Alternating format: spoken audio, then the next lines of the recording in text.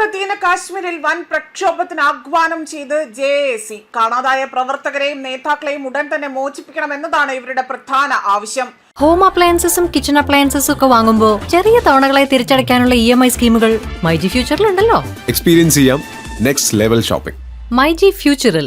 ഇതോടുകൂടി തന്നെ POKയിൽ നടക്കുന്ന ജനകീയ പ്രക്ഷോഭം വീണ്ടും ആളിക്കത്തുകയാണ്. ഇതോടുകൂടി പാകിസ്ഥാന് കൂടുതൽ തലവേദന ആയി മാറുകയുമാണ് ഈ പ്രക്ഷോഭം. അത് മാത്രമല്ല, ഇതോടുകൂടി തന്നെ പാകിസ്ഥാൻ സൈന്യത്തിന് ഇത് കൂടുതൽ വെല്ലുവിളി തന്നെയായി മാറുകയാണ്. POKയിലെ ജനങ്ങൾക്കിടയിൽ തന്നെ ഉണ്ടാകുന്ന ഈ പ്രക്ഷോഭം. നിലവിൽ മുതിർന്ന വ്യാപാരി നേതാവും അതുപോലെ തന്നെ JAC വക്താവുമായ ഷൗക്കത്ത് നവാസ് മീറിനെ അറസ്റ്റ് ചെയ്തതും തുടർന്ന് അദ്ദേഹത്തെക്കുറിച്ച് വിവരങ്ങൾ ലഭ്യമാകാതെ വരികയും ചെയ്തതോടുകൂടിയാണ് നിലവിലെ ജനരോഷം ഇപ്പോൾ ആളിപ്പടരാനുള്ള പ്രധാന കാരണം. ഒരു പ്രതിഷേധ സമരത്തിൽ പങ്കെടുക്കാൻ പോകുന്നതിനിടെ തന്നെ പാകിസ്ഥാൻ രഹസ്യാന്വേഷണ ഏജൻസികളും പ്രാദേശിക പോലീസും സംയുക്തമായി നടത്തിയ നീക്കത്തിലാണ് മീറിനെ പിടികൂടിയിരിക്കുന്നത്. അത് മാത്രമല്ല, മുസാഫറാബാദ്, ജലം, അതേപോലെ തന്നെ ചില ഈ താഴ്വരകളിലെല്ലാം തന്നെ താമസിക്കുന്നവരോട് ഉമർ നസീർ കാശ്മീരി വികാരാതീതനായ അല്ലെങ്കിൽ വലിയ രീതിയിൽ ഇതിനെതിരെ തന്നെ പ്രവർത്തിക്കണമെന്ന അഭ്യർത്ഥനയാണ് നടത്തിയിരിക്കുന്നത്.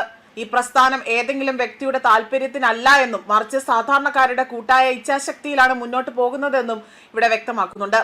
മാത്രമല്ല, ഭരണകൂടത്തിന്റെ ആക്രമണങ്ങൾക്കും അനീതിക്കും മുന്നിൽ തല കുനിക്കാതെ തന്നെ സമാധാനപരമായി തങ്ങളുടെ അവകാശങ്ങൾക്കായി തന്നെ ജനങ്ങൾ വീടിന് പുറത്തിറങ്ങണമെന്നും സമാധാനപരമായ പോരാട്ടത്തിലൂടെ മാത്രമേ പൗരത്വ അവകാശം തന്നെ നേടിയെടുക്കാൻ ഇവിടെ സാധിക്കൂ എന്നതാണ് ഈ ഉമർ എന്ന വ്യക്തി ഇവിടെ വ്യക്തമാക്കുന്നത്.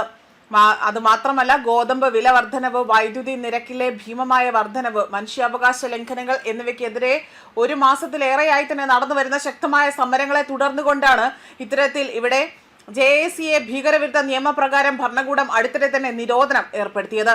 എന്നാൽ സമാധാനപരമായി പ്രവർത്തിക്കുന്ന ഒരു ജനകീയ കൂട്ടായ്മയ്ക്കെതിരെ തന്നെ ഭീകരവിരുദ്ധ നിയമങ്ങൾ ഉപയോഗിക്കുന്നതിനെ ഇവിടെ ആംനസ്റ്റി ഇന്റർനാഷണൽ ഉൾപ്പെടെയുള്ള അന്താരാഷ്ട്ര മനുഷ്യാവകാശ സംഘടനകൾ കടുത്ത ഭാഷയിൽ വിമർശനം ഉന്നയിച്ച് രംഗത്ത് വന്നിരുന്നു.